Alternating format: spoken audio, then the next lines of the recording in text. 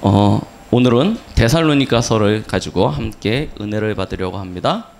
데살로니가서 2장 13절로 15절 말씀을 가지고 가르침을 받은 전통을 지키라 라는 제목으로 함께 은혜를 나누고자 하는데요.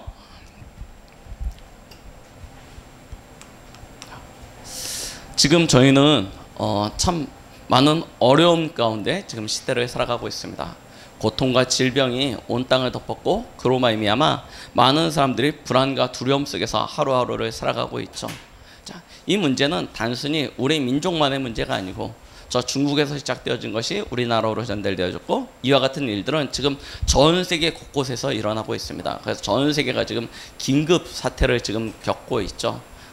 그러는 가운데 지금 이런 부분들의 확산에 대하여 방지하기 위해 어떤 사회적 거리를 두는 그런 운동들을 펼쳐지고 있고요.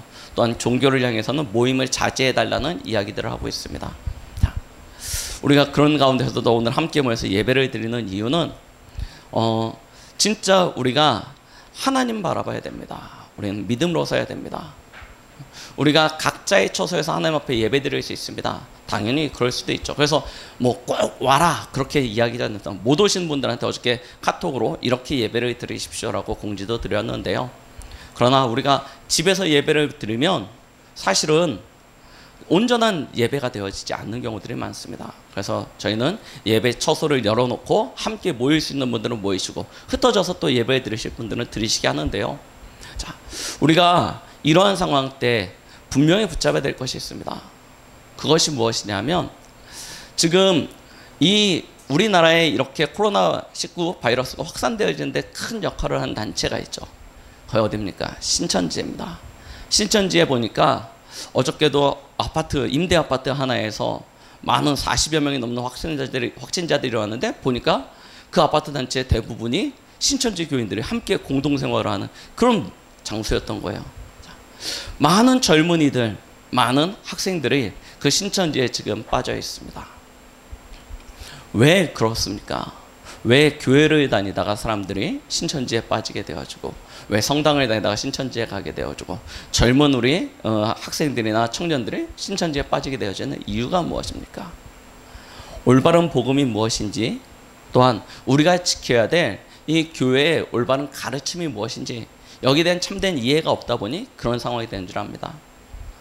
오늘 데살로니가 후서를 기록한 이 바울의 편지를 쓴 목적도 역시 마찬가지였습니다. 지난주에도 말씀드렸듯이 데살로니가 교회의 대부분은 이방인들이었습니다. 이방인들이었고 그리고 작은 소수의 유대인들이 있었습니다. 그러다 보니 이 이방인들이 가지고 있었던 여러 가지 사상과 그런 전통들이 있는데 그런 가운데서 복음을 받은 것입니다. 그런데 복음을 받았는데 그 복음 가운데서 이 데살로니가 교회를 흔들었던 사상이 있습니다. 그게 뭐냐면 종말론주의적인 사상이었습니다. 예수님이 사도행전 11장에 하늘로 승천하시면서 곧 오시겠다 말씀하시니까요. 이 데살로니가 교회 사람들이 종말론적인 사상에 빠져서 어떤 생각을 하게 되냐면 예수님이 곧 오실 건데 이런 생각을 가지게 되어진 것입니다. 예수님이 금방 오실 거다. 그러면 우리가 수고하고 노력하는 것들이 다 무슨 소용이냐? 우리가 사회생활 열심히 해봤자 무슨 소용이 있겠냐? 내가 가진 재물이 무슨 소용이 있냐? 우리 가정이 무슨 소용이 있냐? 예수님 오시면 다 끝나는 건데 도대체 무슨 소용이 있겠냐? 그러면서요, 교회가 혼란스러워지고 사회에 나가서 무리를 일으키게 되어진 것입니다. 다 소용없다. 예수님 오시면 다 끝난다. 그러니 이제 우리가 종말론주의에서 네 거 내 거 없이 다 마음대로 나누고 쓰자 막 그러면서요.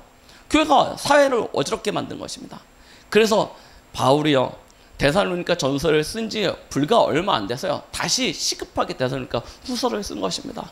너희가 가지고 있는 그 종말론주의적 사상이 잘못된 것이다 라는 것이죠. 신천지가 이야기하는 부분이 거기에 있습니다. 올바른 구원에 대한 교리를 전달하지 않고 올바른 종말론적 사상을 전달하지 않다 보니 이 젊은 세대들로 하여금요 신천지를 위해서는 집안도 뛰쳐나오고 직장도 뛰쳐나오고 돈 벌어서 신천지에다 다 드리고 이런 식으로 가르치고 있는데요. 그거는요 완전히 잘못된 것입니다. 왜 그럴 수밖에 없냐? 그들의 신앙의 바탕이 계시록에 있기 때문입니다. 계시록에 집중되어 있으니까요. 예수님이 장차 오실 것에 대해서 이야기할 수밖에 없는 것이고요. 그러다 보니 아주 틀리고 잘못되어진 신앙의 색깔들을 우리 다음 세대들에게 전달하고 있는데요. 우리는 올바른 복음 가운데서 서야 됩니다. 그렇죠? 올바른 하나님 언약을 가지고요. 이 신앙의 전통을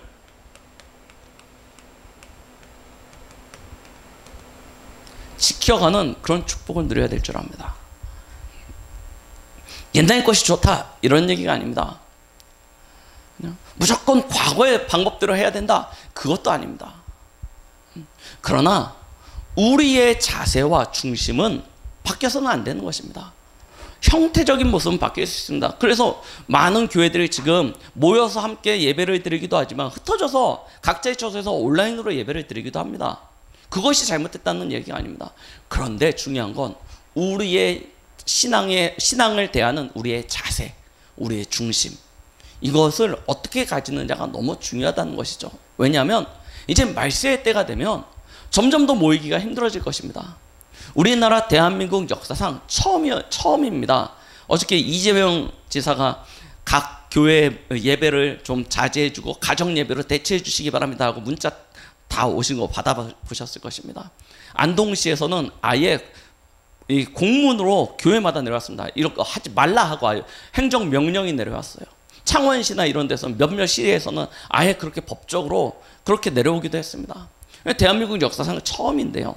그런데 이러한 일들이 앞으로 어떻게 발전되어지고 어떤 형식으로 나아가게 될지 우리는 말세가 되면 될수록 더 이런 부분에 대한 경각심을 가지고요. 꼭 모여야 된다 이게 아니고요. 우리의 신앙에 대한 부분들을 바르게 점검해 보시길 바랍니다. 그리고 이 복음으로 나를 살릴 수 있는 참된 준비가 시작되어지는 그런 애가 있길 바랍니다. 자, 오늘 말씀 제목입니다. 가르침을 받은 전통을 지키라고 했는데요. 그러면 우리가 받은 가르침이 무엇입니까?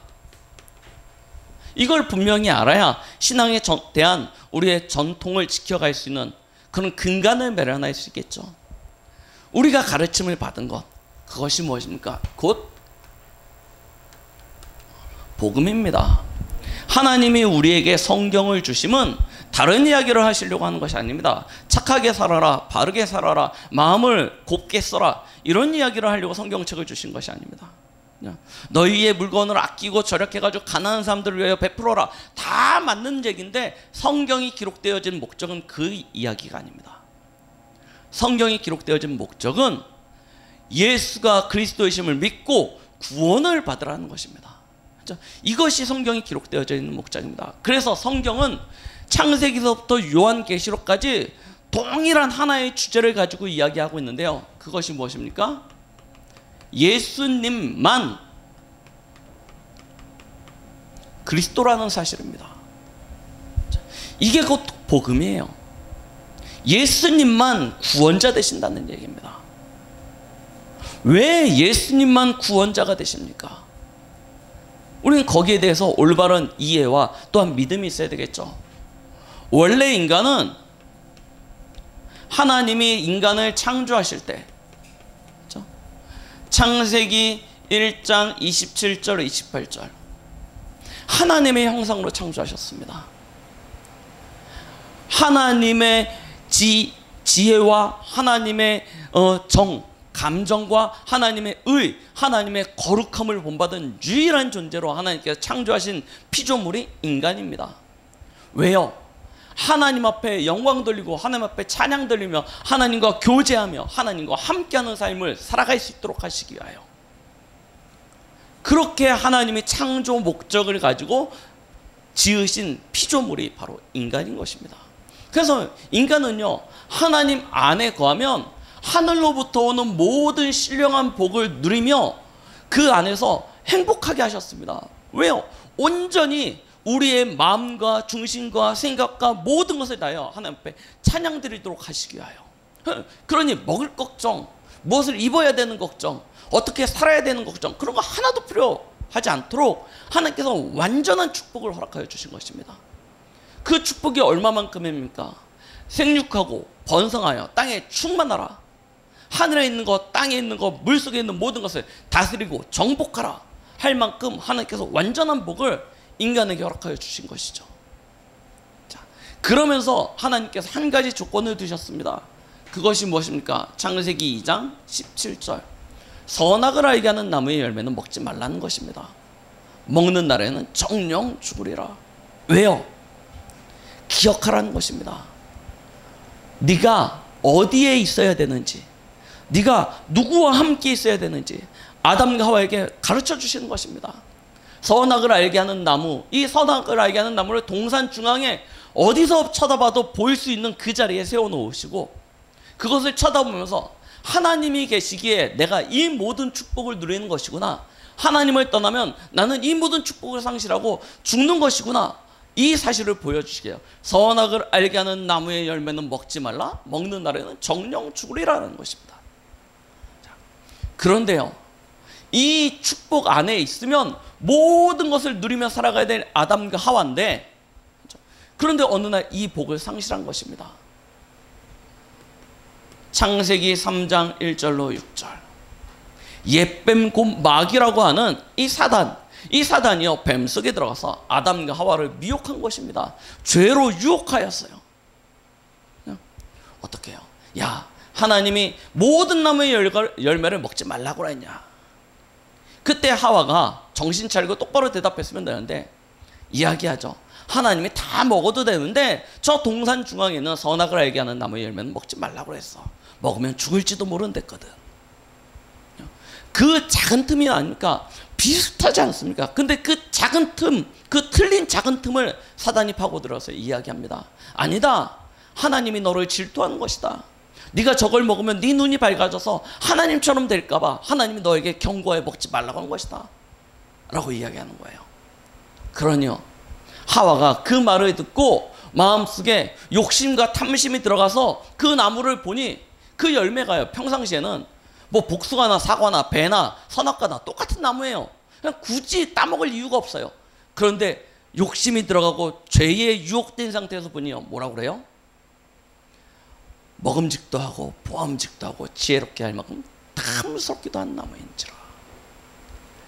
사단의 유혹에 빠지면 그렇게 되어집니다.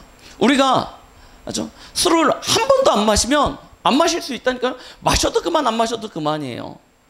이게 정상 아닙니까? 그런데 어느 날 사단의 미혹받아서 죄에 물들어서 딱 보면요, 이거 안 마시면 안 돼요. 군대 가면요, 예전에, 지금은 좀 자유로워졌습니다. 군대 가면요, 한 달에 얼마만큼 담배가요, 무조건 나와요. 무조건 담배가 나옵니다. 지금은 돈으로 대체해서 주기도 하는데요, 무조건 담배가 나와요. 그러면 담배요, 그거 펴도 되고 안 펴도 되는 거니까. 그런데 미혹당하고 유혹당하면 어떻게 되는지 아십니까? 다 펴야 되는 거예요. 선악과도 마찬가지. 안 먹어도 되는데 사단에게 미혹당하고 유혹당하고 보니까 먹음직해 보이는 거예요. 그래서 따먹게 되어진 것입니다.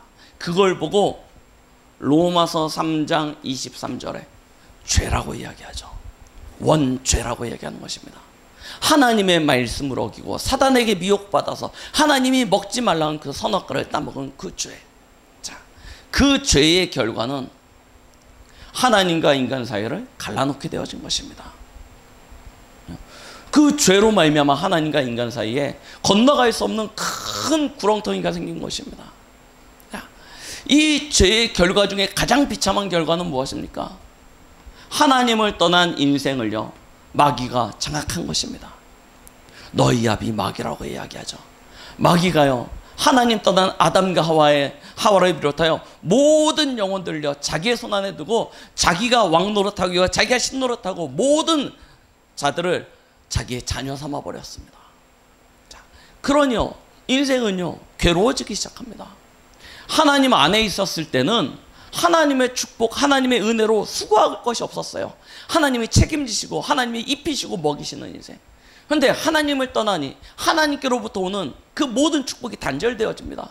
그러면서 창세기 3장 16절로 20절, 저주와 재앙이 오게 되어지는데요, 사람은 수고하고 노력하지 않으면 살 수 없는 상태가 되어져요. 그러니 얼마나 힘듭니까? 자기가 스스로 애쓰고 수고해야지 먹을 수만 있는 상태. 그러니 아무리 수고해도 아무리 노력해도 인간은 부족하지 않습니까? 100만 원이 벌면 1000만 원 벌면 행복할 것 같아요. 그런데 1,000만 원 벌면 어떻게 됩니까? 또 모자라요. 100만 원 벌 때 모자란 것과 또 1,000만 원 벌 때 모자란 것 또 다릅니다. 이게요, 사람은요, 아무리 수고하고 노력해서 자기 곳간에 곡식을 쌓아둬도 항상 모자라게 되어집니다. 왜요? 이 죄는요, 욕심을 가져오고요, 욕심은요, 사망을 가져오게 되어집니다.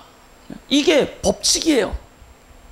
사람의 인생은 끊임없는 욕심이 찾아오게 되어집니다. 그런데 수고한 만큼 대가가 또 지불되어집니까? 그렇지도 않아요. 그러니요, 너무너무 힘든 나날들 속에서 하나님을 찾기 시작합니다. 그런데 하나님은 눈에 보이지 않습니다. 그래서 찾게 되어지는 것이 우상입니다. 자기가 원하는 형상으로 신을 만들어서 그것들을 경배하기 시작하죠. 돌로 깎고 나무로 깎고 눈에 보이는 태양과 어떤 바다를 향해서 엎드려 절하기 시작합니다.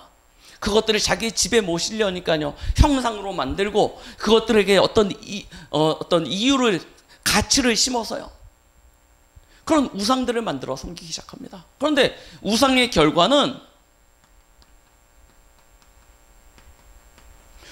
3, 4대 출애굽기 20장 4절 5절 말씀처럼 아비로부터 아들에게까지 3, 4대 저주와 재앙이 찾아오게 되어지죠. 그러니요, 인생이 어떻게 되어집니까? 수고하고 무거운 인생의 짐을 벗어버릴 수 있는 길이 없어지는 거예요. 그때부터 사람들은요, 시달리기 시작하는 것입니다. 온갖 스트레스와 문제로 말미암아 정신적으로 피폐해지기 시작하고요. 이런 정신적인 피폐함은 반드시 육신으로 연결되어져서 육신의 문제를 만들어내게 되어집니다. 마음과 생각이 병든 사람은요, 건강한 삶을 살아갈 수가 없는 것입니다. 아무리 부족하고 없는 사람들도요, 마음이 건강한 사람은 행복한 삶을 살아갈 수 있습니다. 그런데 하나님 떠난 인생은요, 누구나 이 문제에 빠지게 되어진다니까요. 자, 육신적인 문제는 반드시 창세기 2장 17절 말씀처럼 사망으로 연결되어지고요, 사망은 또 다른 문제를 만들어내는데요, 그게 무엇입니까? 내세 문제입니다. 죽으면 끝인 줄 알았는데 지옥이 기다리고 있어요. 영원한 곳이죠. 영원한 형벌입니다. 이 문제는 우리의 자녀와 후대를 통해서요, 대대로 전달되어지는 것입니다. 후대 문제로요. 인생이요, 이렇게 살다가 가는 것입니다. 사는 날 동안 괴롭고 힘들고 어려운 지옥과 같은 삶을 살다가 죽으면 영원한 지옥으로 가게 되어지는 것. 그것이 하나님 떠난 인생의 모습입니다. 그래서요, 하나님 앞에 나아가고자 인간이 애쓰지만 과학적인 방법, 의학적인 방법, 어떤 돈으로나 아름다움이나 어떤 지식적인 온갖 방법으로 하나님 앞에 나아가고자 애쓰지만 하나님께로 나아갈 수 있는 길이 없는 거예요. 그래서 하나님은 인간의 방법으로 안 됨을 처음부터 아시고 아담과 하와에게 처음부터 구원의 길을 약속하셨습니다. 그 구원의 길이 무엇입니까? 창세기 3장 15절. 여자의 후손입니다. 여자의 후손이 나타나 뱀의 머리를 상하게 할 것이라고 약속하신 것입니다. 그 여자의 후손의 그 언약, 메시아 사상을 누리는 방법이 출애굽기 3장 18절, 바로 피제사 아닙니까? 이 피제사는 예수 그리스도의 십자가 사건을 예표하는 방법이었는데요, 하나님 앞에 피를 가지고, 짐승의 피를 가지고 제사를 드릴 때 우리의 죄가 해결되어지고 하나님 앞에 나아갈 수 있는 길이 열리게 되어졌던 것이죠. 그런데 이 피제사가 언제까지 계속돼야 됩니까? 그래서 하나님은 완전한 단 한 번에 끝날 수 있는 답을 주셨습니다. 그것이 무엇입니까? 이사야 7장 14절. 보라, 처녀가 잉태하여 아들을 낳으리니 그 이름을 임마누엘이라 하라. 이를 번역한 즉 하나님이 우리와 함께 계시다 함이라. 하나님과 도저히 함께 할 수 없는데 여자를 통하여 한 아이가 나올 것이라는 것입니다. 처녀가 잉태하여 한 아이를 낳게 되어지면 인간과 하나님이 함께하는 길이 열린다는 것입니다. 그 방법 그대로 오신 이가 계십니다. 그가 누구십니까? 바로 예수님이죠. 마태복음 1장 18절로 23절에 보니까 처녀 마리아의 몸을 빌려서 성령으로 잉태하여 오신 이, 그가 바로 예수님이십니다. 예수님은 누구십니까? 요한복음 1장 1절로 14절에 보니까 원래 근본 하나님이셨습니다. 그런데 하나님이 육신을 입고 이 땅에 오신 거예요. 뭐 하시려고요? 하나님 떠난 우리 인생에, 그래서 죄와 저주로 사단에게 물들어버린 우리 인생을 구원하시기 위하여 십자가에 죽으시기 위하여 오신 것이죠. 그가 요한복음 19장 30절 십자가에 피 흘려 죽으심으로 말미암아 하나님 떠난 우리 인생에 요한복음 14장 6절 하나님 만나는 길이 되어 주셨습니다. 죄로 말미암아 저주와 재앙 가운데 빠져버린 우리 인생을 생명의 성령의 법으로 죄와 사망의 법에서 건져내셨습니다. 사단에게 사로잡혀서 영원한 저주와 재앙 가운데 살아가야 될 우리 인생, 하나님의 아들이 나타나신 것은 마귀의 일을 멸하려 하심이라. 우리 인생에 실패할 수밖에 없고 멸망할 수밖에 없는 인생의 근본 문제를 예수님이 십자가의 죽으심으로 말미암아 단 한 번의 그 피 흘릴 피로 깨끗하게 해결하셨는 줄 믿습니다. 우리가 요한복음 3장 16절 다른 이름이 아닙니다. 하나님이 세상을 사랑하사 이처럼 사랑하사 독생자를 주셨으니 라고 얘기했습니다. 그 예수 그리스도를 믿으면 영생 곧 구원을 얻게 되는 줄 믿습니다. 로마서 10장 9절로 10절 이 예수가 그리스도라는 이 사실을 마음으로 믿으면 우리가 의롭게 되어진다라고 얘기합니다. 입으로 시인하면 구원을 받는다라고 말씀하고 계시죠. 그걸 보고 요한복음 1장 12절 영접이라고 하는 것입니다. 영접은 단순히 입술로 예수는 그리스도십니다. 내 마음속에 들어오신 나의 주인이 되어주세요. 이것이 영접이 아닙니다. 영접은 마음으로 믿는 것입니다. 그 사실을. 그리고 입술로 믿음으로 고백하는 것입니다. 그때 어떤 축복이 옵니까? 하나님의 자녀가 되는 권세를 주셨으니 라고 약속하시는 것이죠. 하나님의 자녀가 되는 그런 축복을 누리게 되는 것입니다. 언제요? 예수가 그리스도가 되시는 그 순간. 자, 그때 우리가 받게 되어지는 축복이 무엇입니까? 고린도전서 3장 16절 너희가 하나님의 성전인 것과 하나님의 성령이 너희 안에 거하심을 알지 못하느냐라고 얘기했습니다. 하나님이 이때 우리 안에 함께 하시는 것이죠. 하나님의 영으로 내주하시는 것입니다. 내주하시는 하나님께서는 요한복음 14장 16절로 27절 우리 안에서 역사하시는데 우리를 가르치시고 인도하시게 되어지신 것입니다. 그러하기에 우리가 예수 그리스도의 이름으로 기도하기만 하면 응답은 올 수밖에 없는 것이죠. 이것이 우리가 하나님의 자녀됨의 신분인 것입니다. 이 신분을 가지고 우리는 지금 세상을 살아가는 것입니다. 이와 같은 축복을 하나님께서 저와 여러분들에게 허락하여 주셨어요. 거기에 따른 권세도 주셨습니다. 어떤 권세입니까? 누가복음 10장 19절 전에는 마귀 자녀요 마귀 자녀이기에 마귀의 심부름을 하는 존재였는데 이제는 모든 원수의 능력을 제어할 권세를 하나님께서 저와 여러분들에게 허락하여 주셨는 줄 믿습니다. 히브리서 1장 14절 하나님은 그런 우리를 위하여 하늘의 천만 천사를 동원하사 일하시고 역사하고 계시는 것입니다. 우리의 시민권은 이 땅에 있는 것이 아니고 하늘에 속하여 있습니다. 우리는 하나님 나라의 시민권을 가진 자이죠.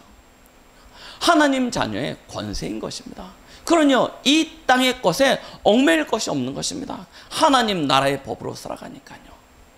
이걸 가지고 하나님이 우리를 통하여 행하시고자 하시는 것이 무엇입니까? 사도행전 1장 8절 땅끝까지 이 복음의 증인이 되게 하시는 것입니다.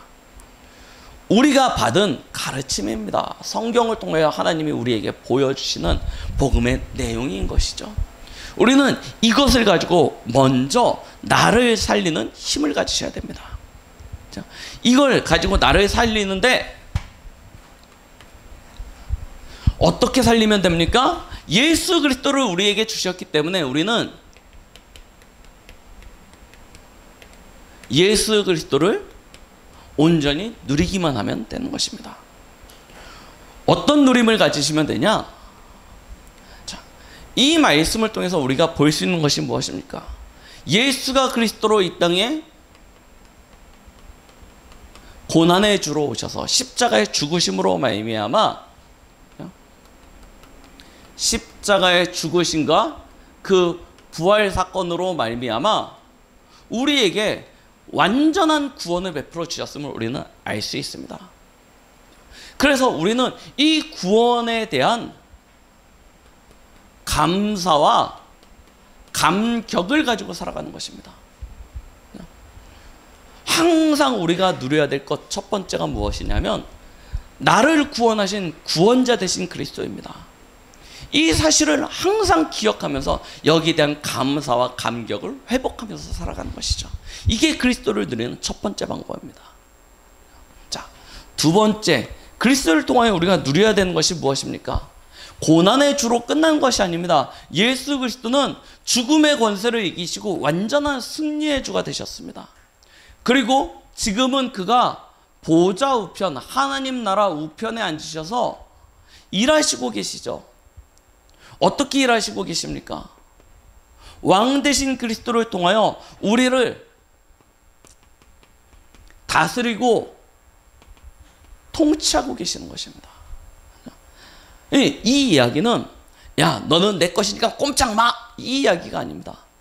하나님이 우리를 위하여 일하시고 계신다는 것입니다. 하나님의 자녀된 저와 여러분들을 위하여. 다른 이야기로 하면, 좀 더 우리가 받아들이기 쉬운 얘기로 하면 하나님이 우리 인생을 책임지신다는 거예요. 왜요? 그가 우리의 주인 되시니까. 하나님의 모든 것을 책임지시는 것입니다. 하나님의 자녀를 하나님이 책임져 주시지 않으면 누가 책임지겠습니까? 이 사실을 우리는 항상 기억하는 거예요. 두 번째입니다. 단순히 책임지시는 정도가 아니시죠. 그는 지금도 참 선지자가 되셔서 우리에게 말씀을 주고 계십니다. 성경의 말씀을 통하여 또 강단의 말씀을 통하여 우리에게 말씀을 주시고 우리가 나아가야 될 발을 인도하여 주시죠. 우리는 이 사실을 누리면서 살아가는 것입니다. 자, 세 번째입니다. 보좌 우편에 앉아 계신 그리스도께서 또한 지금도 참 제사장이 되셔서 우리의 모든 필요를 아시고 때를 따라 돕는 은혜로 우리를 채우시는 것 아닙니까? 이 일을 하는 데 있어서 하나님께서 부리는 영이 있죠. 그 영을 천사라고 이야기합니다. 우리는 이와 같은 사실들을 누리는 것입니다. 어떻게 누리면 되는 것입니까? 고난의 주로 오신 그리스도를 누리고 승리의 주가 되신 그리스도를 누리는데 그 누리는 방법이 무엇인지 아십니까? 바로 예수 그리스도의 이름입니다. 예수 그리스도의 이름으로 누리는 거예요. 이걸 이렇게 예수 그리스도의 이름으로 누린다라고 하니까 어려운데요. 쉽게 이야기하면 바로 기도입니다. 왜 우리가 기도를 할 때 항상 마지막에 예수 그리스도의 이름으로 기도합니다 라고 마무리합니까? 그게 하나님의 것을 누리는 키라니까요. 이 이름이 하나님의 것을 누리는 천국 열쇠입니다. 베드로가 주는 그리스도시여 살아계신 하나님의 아들이십니다라고 고백할 때 내가 내게 천국 열쇠를 주노니라고 얘기하셨죠. 그렇죠? 네가 땅에서 무엇을 매면 하늘에서도 매일 것이요 땅에서 풀면 하늘에서도 풀리리라 약속하셨습니다. 예수 그리스도의 이름으로 기도하면 그것이 천국 열쇠가 되어졌어요. 하늘의 것을 묻기도 하고 풀기도 할 수 있는 그런 비밀을 가지게 되어지는 것입니다. 그걸 가지고 우리는 어떤 사용을 하시면 되냐면 권세 기도를 하는 것입니다. 권세 기도는 무엇입니까? 묶는 것입니다. 무엇을 묶어요? 흑암, 사단, 저 세상의 죄의 세력들을 묶는 기도를 하는 거예요. 그래서 그리스도의 이름으로 기도하는 기도는 두 가지가 있죠. 권세 기도입니다. 꺾고 묶는 거예요. 박살내버리는 것입니다. 내게 주시는 힘을, 이 권세를 누리는 기도. 두 번째는 하나님이 우리에게 주신 신분을 가지고 하나님 앞에 하는 간구하는 기도가 있죠. 하나님 앞에 간구하는 것입니다. 무엇을요? 세상을 살아가다 보니 우리의 필요가 있지 않습니까? 하나님의 은혜가 필요하지 않습니까? 때를 따라 돕는 도움이 있어야 되지 않습니까? 그걸 간구하는 것입니다. 그래서요, 이 두 가지를 가지고요, 예수 그리스도의 이름을 실제로 사용하시는 것입니다. 그렇죠? 이 속에 고난의 주로, 승리의 주로 오신 그리스도를 누릴 수 있는 모든 비밀이 담겨져 있다니까요. 그래서 우리는 하나님이 우리에게 주신 복음의 내용을 깊이 묵상하면서 그것을 실제로 누릴 수 있는 기도의 비밀을 가지셔야 되는 것입니다. 그게 우리가 받은 가르침입니다. 신자의 삶의 모습입니다. 내 생각, 내 기준, 내 방법, 내 경험 다 내려놓고 하나님의 말씀에 입각하여 살아가는 하나님의 자녀들의 삶의 방법. 그래서 이것이 실제로 누려지는 사람들은 삶의 자세가요 달라질 수밖에 없습니다. 우리의 신앙이 진짜 올바른 전통을 이어갈 수 있는 신앙이 되어지는데요. 자, 교회 신앙의 전통의 첫 번째는 무엇인지 아십니까? 당연히 이렇게 되어집니다. 하나님 중심입니다. 나 중심이 아니에요. 내 기준이 아니에요. 내 방법이 아니에요. 하나님 중심입니다. 하나님의 말씀 따라갑니다. 하나님의 뜻과 계획을 이루어가는 것입니다. 하나님 중심. 그래서요, 진짜 올바른 복음 가진 사람은 반드시 이 사실을 믿게 되어집니다.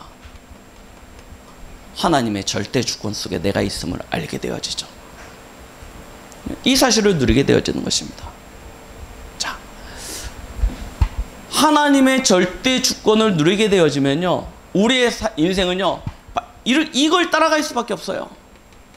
말씀 중심이죠. 말씀을 따라갈 수밖에 없는 것입니다. 이것이 절대 기준이 되어져요. 이익과 손해가 아니고요, 내 즐거움과 유익이 아니고요, 하나님의 말씀 앞에 서게 되어지는 것이죠. 말씀이 가라 하면 가는 것이고 말씀이 서라 하면 서는 인생이 되어지는 것입니다. 그래서요, 인생의 우리의 신앙의 절대 중심이 무엇이 되었냐면 하나님의 절대 언약 속에 있게 되는 것입니다.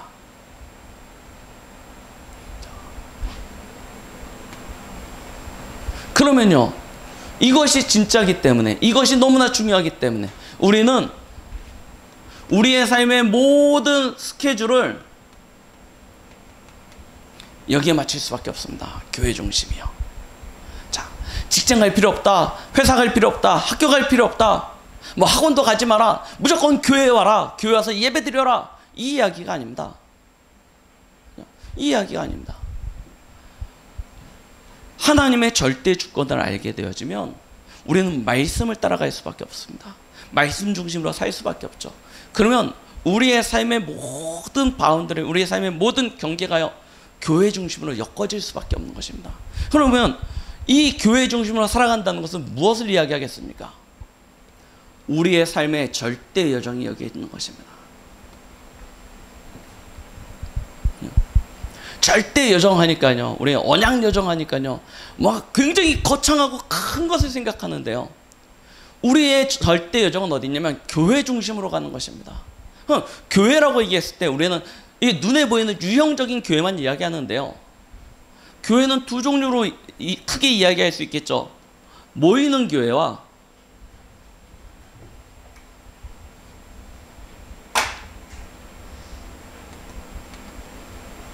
두 번째는 흩어지는 교회입니다.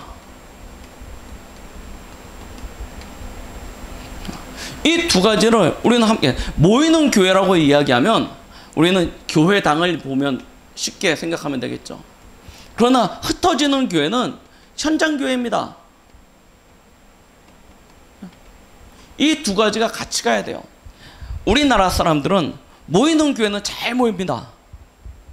그래서요, 교회당들이요, 어마어마하게 크고 지역을 대표할 만한 랜드마크처럼 막 서 있습니다. 그런데 뭐가 안 되냐? 흩어지는 교회가 안 돼요. 흩어지면 다 어디 갔는지 모르겠어요. 모였을 때 그렇게 많은데 흩어지면 다 어디 갔는지 안 보여요. 그러니까 한참 사귀어서 한참 얘기하다 보면, 아, 나 교회 집사인데요, 나 교회 장로인데요, 이렇게 얘기하는 거예요. 한 번도 뭐 얘기 안 하다가. 왜 그러냐? 흩어지는 교회가 안 돼요. 우리는 교회 중심은 두 가지입니다.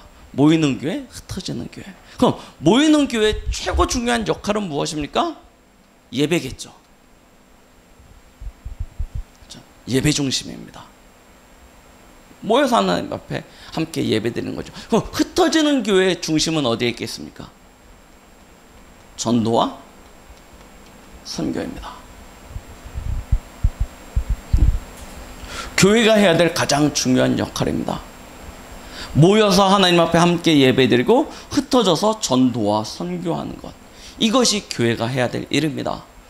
이 이야기는 쉽게 다르게 얘기하면요, 우리 개인의 삶의 중심도 마찬가지라는 것입니다. 여러분들은 혼자 있었을 때 뭐 하시면 되냐면 예배 드리시면 됩니다. 그곳이 교회당이 돼도 괜찮고 집이 돼도 괜찮고 뭐 사무실이 돼도 괜찮고 어디도 상관없습니다. 여러분들은 모이는 하나님이 부르신 그곳에서 예배하는 존재로 하나님께서 창조하신 하나님의 피조물입니다. 그래서 그곳에서 하나님 앞에 예배 드릴 수 있는 비밀을 가지셔야 됩니다. 당연합니다. 모이는 교회 역할을 하는 것입니다. 왜요? 하나님의 성령이 내 안에 거시는 나는 교회니까요. 나는 하나님 앞에 예배 드려야 될 의무가 있는 것입니다. 그리고 흩어지면 뭐 하십니까? 전도와 선교. 여러분들 현장에 나가서 하실 일은 이것밖에 없습니다. 전도와 선교. 그 공부는 왜 하냐? 이거 하려고요. 직장은 왜 가냐? 이거 하려고요. 돈은 왜 버냐? 이거 하려고요. 운동은 왜 하냐? 이거 하려고요. 다 여기에 하나님의 이유와 뜻이 있기 때문에 우리는, 그래서 교회 중심이라는 것이 무엇이 되냐면 우리가 걸어갈 때 절대 여정이라는 것입니다. 우리는 이 속에 있습니다. 하나님 중심의 절대 주권과 말씀 중심의 절대 언약과 교회 중심의 절대 여정. 이것이 우리 신자가 가져야 될 전통적인 신앙의 발판인 것입니다. 이것을 실패하게 되면요, 결국 우리 인생이요 흔들리고 무너져요. 하나님 중심 안 되고 나 중심 되면요 결국은요 불신앙에 빠질 수밖에 없습니다. 말씀 중심 안 되고요, 내 생각, 내 기준 중심 되어지면요 결국은 불신자와 똑같은 인생 가게 되어집니다. 교회 중심 안 되면요 결국은 세상 풍조를 따라다가 공중권세 잡은 자를 쫓는 그런 인생이 되어질 수밖에 없는 것입니다. 그래서 우리는 신앙의 전통을 이어가야 되는데, 이걸 이어가려니 먼저 무엇부터요? 우리가 받은 가르침이 무엇인지, 복음에 대한 것부터 깊이 우리 안에 결론으로, 답으로 가지시고요, 뭐하냐? 참된 누림 속으로 들어가시는 것입니다. 그러면 이것이 실제로 매일 누려지는 사람은 이렇게 살아가질 수밖에 없는 그런 결론을 가질 수 있어요. 이게 정상적인 신자의 삶의 모습인 것입니다. 세상에 많은 이론과 사상들, 세상에 많은 종교와 단체들이 거짓된 이론을 앞세워서 하나님의 자녀의 삶의 기준들을 무너뜨리고 있습니다. 우리는 이런 말세에 진짜 하나님이 주신 복음으로 나를 살리고 신앙의 올바른 전통 위에 서서 교회를 살리고 현장을 살리는 그런 응답과 축복을 누리시길 예수 그리스도의 이름으로 축원드리겠습니다. 기도하십니다. 하나님 아버지 감사드립니다. 오늘도 우리에게 말씀 주심을 감사드립니다. 데살로니가 후서를 통하여 말세지마를 살아가는 우리의 삶의 중심을 다시 한번 확인케 하여 주심을 감사드립니다. 한 주간도 복음으로 나를 살리고 복음으로 현장을 살리며 올바른 신앙의 전통을 이어갈 수 있는 축복을 누리기에 부족함이 없도록 우리의 마음과 생각과 영혼에 오직 복음만이 각인뿌리 체질되어질 수 있는 은혜를 더하여 주시옵소서. 예수 그리스도의 이름으로 기도드렸습니다. 아멘.